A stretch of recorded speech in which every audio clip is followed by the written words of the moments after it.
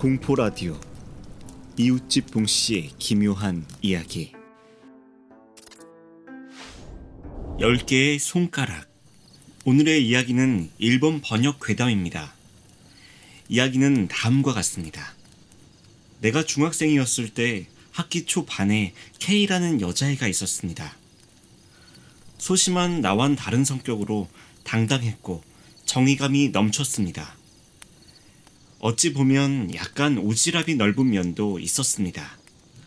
하지만 그것조차 주위를 밝게 만드는 그런 친구였습니다. 어쨌든 반 친구라곤 해도 학기 초이기 때문에 그렇게 친한 친구는 아니었습니다. 그러던 어느 날 이동 수업을 하기 위해서 K와 복도를 걷고 있었는데 반대쪽에서 걸어오시던 담임선생님과 K가 툭 하고 부딪혔습니다. 죄송해요, 선생님.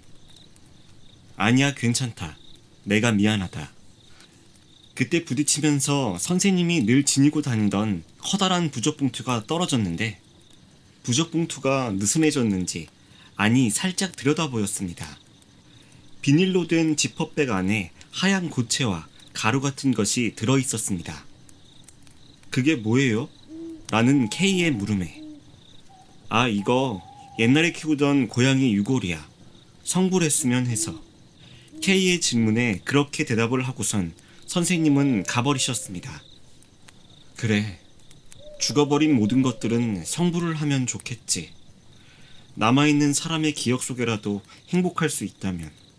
하지만 그게 안 되는 누군가도 분명히 있을 거야. 라고 저는 속으로 생각했습니다. 일련의 사건이 있은 후에 요 며칠 사이 학교에선 음악실 귀신 이야기가 널리 퍼졌습니다. 이전에도 한번 들은 듯하지만 그 괴담의 소문은 다음과 같습니다. 옛날에 이 학교에 피아노를 좋아하던 한 여학생이 있었습니다.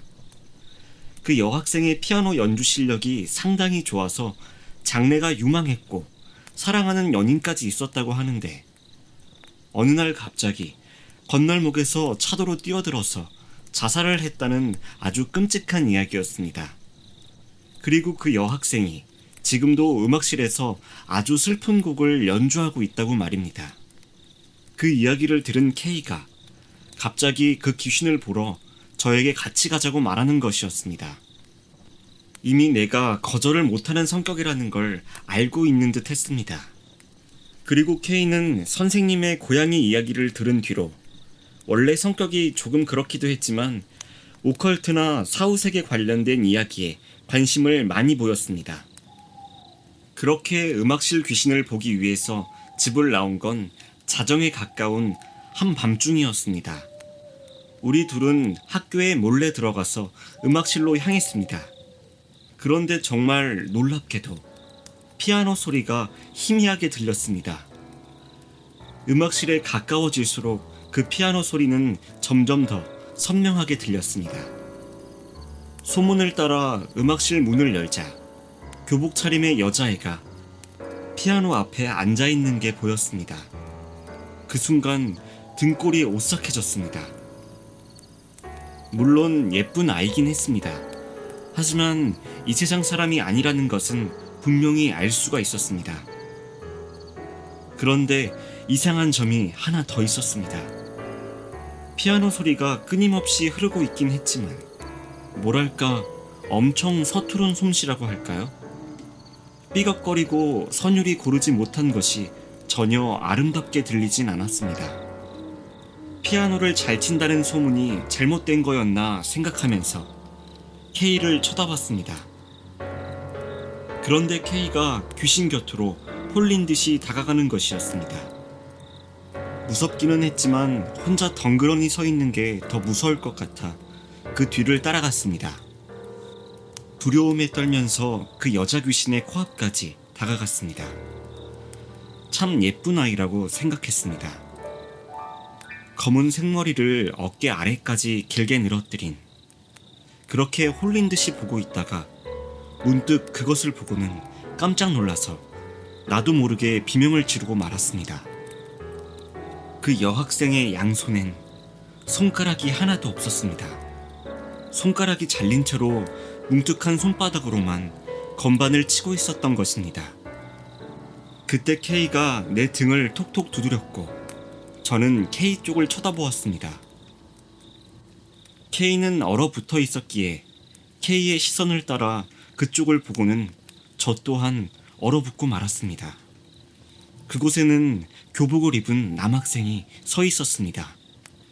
그 역시 살아있는 사람은 아니라는 것을 직감적으로 알 수 있었습니다. 슬퍼 보이는 눈으로 그 여학생을 보고 있었습니다.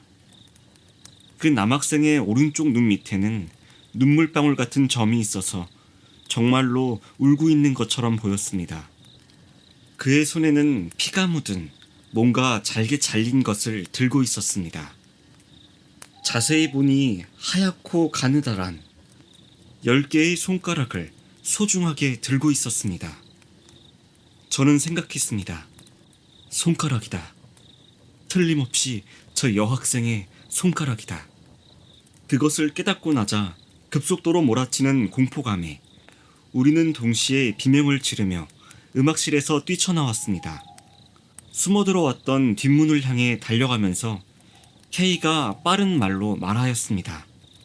그 남자의 말이야. 그 사람. K는 말을 이어갔지만 제가 듣기 싫다며 소리를 쳤습니다.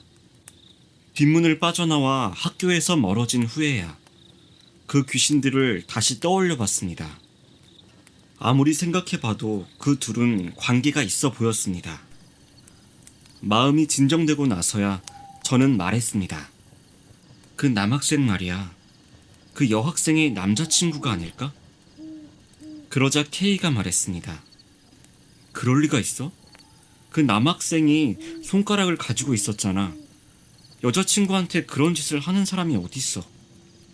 허리를 굽혀 무릎에 손을 짚고 거친 숨을 몰아쉬면서 대답했습니다. 그 여자한테서 가장 아름답고 가치 있는 부분이라고 생각할 수도 있잖아. 그걸 자신이 갖고 싶었던 게 아닐까? 내가 이런 말도 안 되는 상상을 하게 할 만큼 그 남학생이 손가락을 굉장히 소중하게 생각하는 것 같았거든.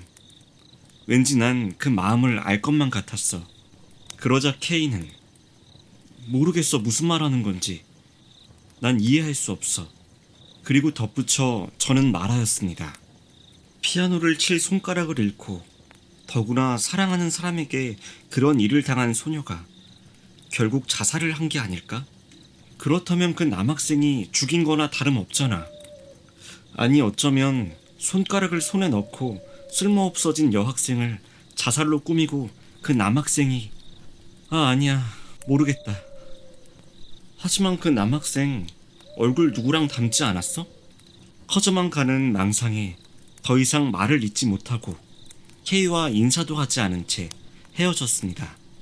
K가 자기 집과 다른 방향으로 갔다는 건 알았지만 일단 저는 집으로 돌아갔습니다. 그날 이후 K는 행방불명이 되었습니다.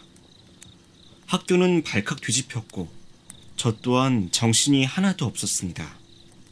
어디서부터 소문이 퍼져나온 건지 K가 음악실 귀신에게 홀려서 자살을 한 것이 아니냐는 소문이 떠돌았습니다. 하지만 만약 K가 이미 세상에 없다고 해도 그건 아마 그 여학생 귀신과는 상관이 없을 것이라 생각됩니다. 저는 또 생각했습니다. 아마도 그날 그 늦은 자정에 K는 자기 집이 아니라 그 누군가의 집으로 향했다고 말이죠. 그 남학생의 얼굴은 우리가 본 적이 있는 사람인 것 같았기 때문입니다. 얼굴을 한 번 본 것만으로도 그게 누구인지 확실할 수 있었던 것은 정말 익숙하기 때문이었습니다. 분명히 K는 그 확신에 찬 마음을 가지고 그 누군가에게 찾아간 것이 아닐까 합니다. 그 누군가는 지금도 살아있긴 하지만 아마 옛날에 죽은 그 소녀를 잊지 못하고 그 집착과 같은 생각이 생명 같은 것이 되어서 아직도 음악실에 남아 그 소녀를 응시하고 있는 것이라 말이죠. K는 아마 그 누군가에게 그것을 캐물었을 것입니다. 그것은 정말 고양이의 뼈인가요? 라고. K가 그 이후 누군가에게 무슨 일을 당하였는지 알 수는 없지만 K가 없는 것 말고는 언제나와 똑같은 아침에 교실 조회 시간이었습니다. 그리곤 담임선생님은 K의 소식을 덤덤하게 전하며 교탁 앞에서 인사를 했습니다. 그날따라 유난히 선생님 오른쪽 눈 아래의 점이 눈물 모양이라서 마치 울고 있는 것처럼 보였습니다. 오늘의 이야기는 여기까지입니다.